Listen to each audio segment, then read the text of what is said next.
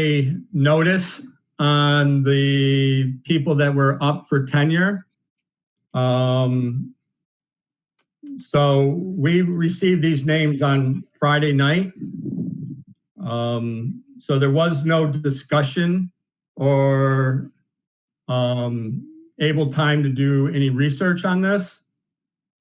I did send everybody the link to the New York State report cards to look at the data for the last 4 years, especially for our ELL. And our data for that population is abysmal, to say the least. 2 out of 3 ELL students drop out of school. That is completely unacceptable. And for somebody who is the director of the program, it should be taken seriously into consideration. I'm pretty sure that if a classroom teacher had 66% of their kids not passing, we would not put them up for tenure.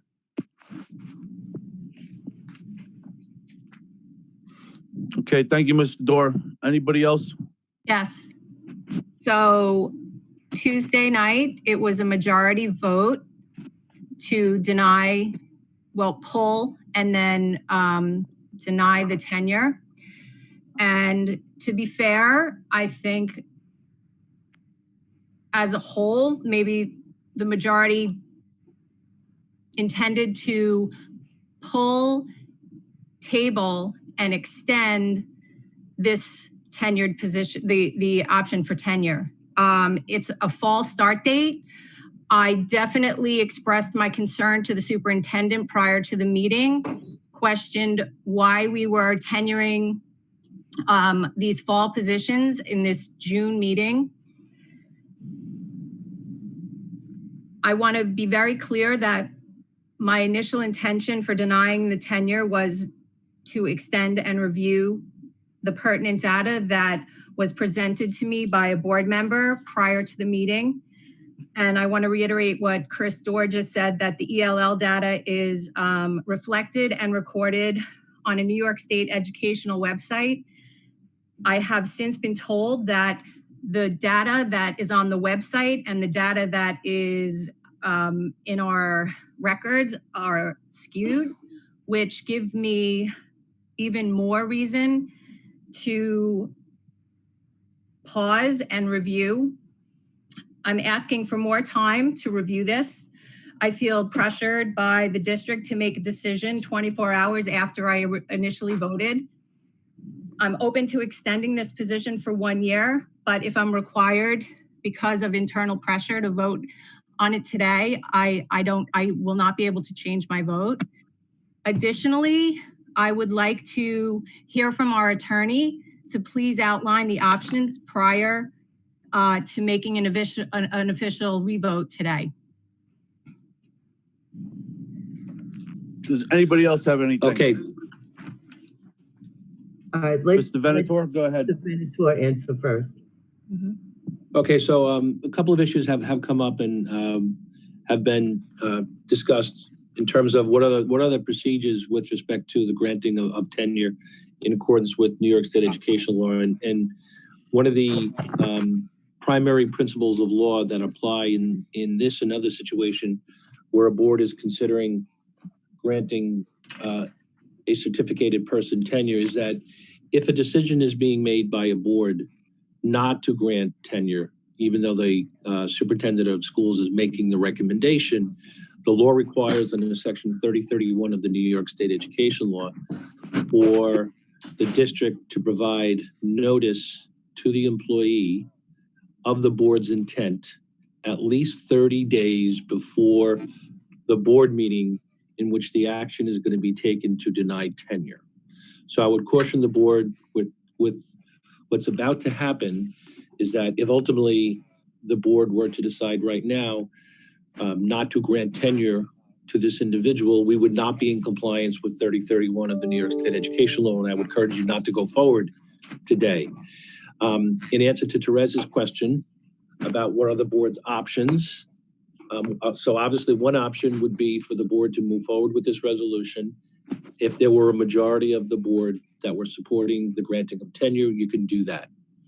Another option could be for the board to table this, or board members to have additional time if they so chose to look at additional information. That obviously is another option that's available to the board. If the board is of a mind, a majority of the board is of a mind to vote no, then I would suggest to you that that's not going to be an appropriate vote at this particular point in time, because we haven't provided the employee with the rights that are required to be afforded to her under Section 3031 of the New York State Education Law. And I'll happy to answer any other questions about it. Mr. President, I'd like to make a motion to table this for 30 days. Yes, I second that. I have a motion to approve on the floor. Okay, hang on a second. So I have a motion to table and I have a second. Yes. Okay, Could I make my comment before we? sure. Go ahead, Dr. Kunis. There are several components that make up our schools. Our unique student population, our student outcomes, our selection of courses and programs, the amount of revenue and available resources. And we also have our leaders and teachers that implement, alter, and adapt our programs according to our students' needs and our available resources. In October, we were provided a qualitative narrative to our ELL program. It stated our strengths, weaknesses, the state requirements, and the annual goals of our program. During this presentation, we're also informed about the entrance, the age groups of our students, because we are a different population than others, the provided rubrics, reporting measurements, and the exit process of our students in our ELL program. Now, for some reason, 2 hours before our Tuesday meeting, nothing was brought up about anything. There was an oversight in our process here with a posting of one statistic to further an unknown underlying cause. As we adhere to the requirements and testing processes laid out by New York State, what is surprising to me is that our board members are part of the opt-out movement. With that said, a movement that disproves the use of a state, one state statistic as part of an annual evaluation. Why? Because there are several working variables in a school. Yet here we are, and we're saying that tenure for a certain person should be determined by a single state statistic. We do not make decisions based on emotion and personal gain. There's something going on here. Can I make a suggestion? Emotion. Could I make a suggestion? Yes. I'm just concerned about too detailed of a discussion about a personnel item in public session. I think that if we're going to have a detailed discussion about an individual, a matter of personnel, I think we should do that in executive session. If we're going to continue to have and I'm not pointing to any trustee, I'm just saying in general, I don't want to get into individual evaluations of employees. And so I think that should be an executive session. If we need to do it, we could do it. Otherwise, we could take a vote on the motion to table, see where that goes, and then we'll take it from there. But if we're going to get into the details about a particular individual, I think that ought to be done in executive session. No, Yeah, Mr. I Venator, totally agree, Chris. So, right. Mr. Venator, I am not getting into personnel. Okay, all right. I'm not going there. What I'm saying Okay. is not evaluate on a state statistic. I'm not even getting into a personnel report. Okay, I just want to caution everybody.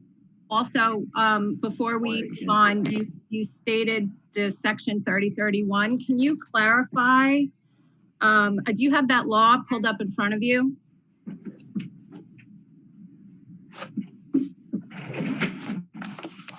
Can you just clarify letter B?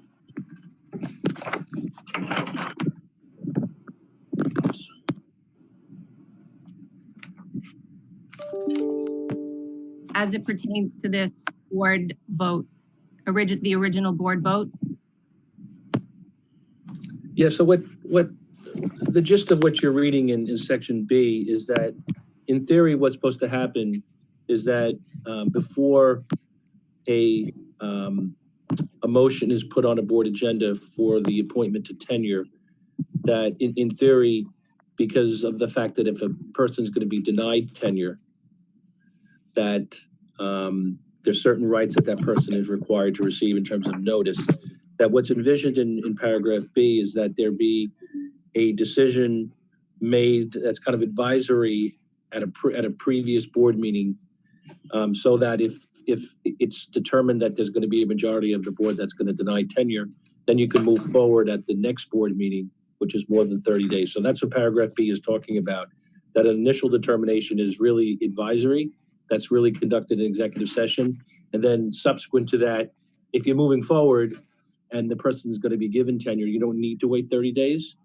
But if the decision is that the person is not going to be granted tenure, then a certain notice has to be provided. So then you have to wait at least 30 days. That's really the gist of what they're talking about in 3031B. So is it appropriate that we received notice in such a least amount of time before our vote? Should we have received a 30-day notice on who was being granted or who was being put up for tenure? I don't know that you needed to receive a 30-day notice, but I think you should have been provided with notice that a particular person was going to be recommended for tenure. And then based upon the notice that the board receives, if there's concern by a majority of the board member about the granting of that tenure, then the vote should be put off until the board has an opportunity to discuss it in executive session. And if at that point it's determined that there's not support for the person that received tenure, then you have to wait another 30 days to set up the board meeting for which the person would be denied tenure. But to answer your question, Chris, yes, you should receive notice of the fact that it's going to be on the agenda.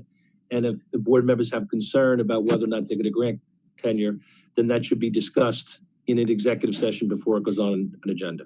Now, we did not have an executive session Tuesday night, and we did not have one today for an opportunity to discuss this.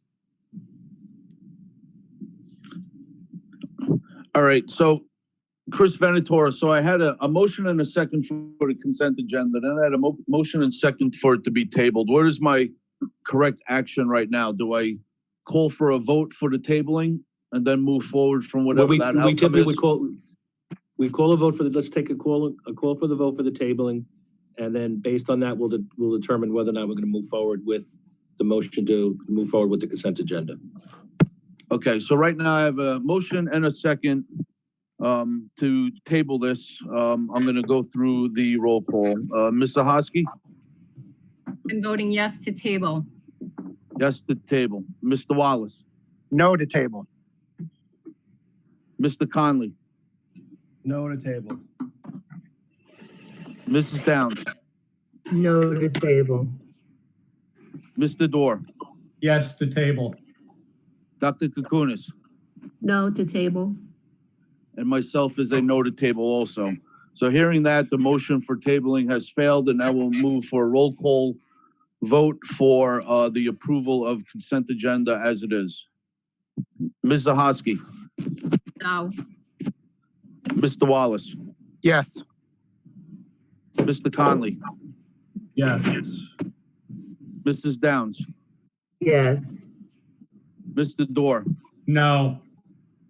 Dr. Kukunis? Yes. And myself is a yes also. Consent agenda is approved. Moving on to item A, which will be the acceptance of yesterday's voting results. Can I have a motion, please? I'll make a motion. Thank you, Mr. Wallace. Can I have a second? Second. Okay. Thank you, Mrs. Downs. I'll now call for a vote. Mrs. Zahosky? Yes. Mr. Wallace? Yes. Mr. Conley? Yes. Mrs. Downs? Yes. Mr. Dorr? Yes. Dr. Kukunis? Yes. And myself is a yes also. Having no other items, I'd now like to, can I have a motion for adjournment, please? Motion. Thank you, Mrs. Downs. Can I have a second? Second. Was that Mr. Dorr? Brian, Oh, thank you, Mr. Conley, for the second. Roll call vote. Ms. Zahosky, Yes. Mr. Wallace, Yes. Mr. Conley, Yes. Mrs. Downs, yes. Mr. Dorr, Yes. Dr. Kukunis, Yes. and myself is a yes also. So at this time, our meeting is adjourned. I'd like to thank everybody for finding time in their day today to log on and take care of this matter. And everybody have a great night. You too now. Bye-bye. Bye. Good night, everybody. Well, good day.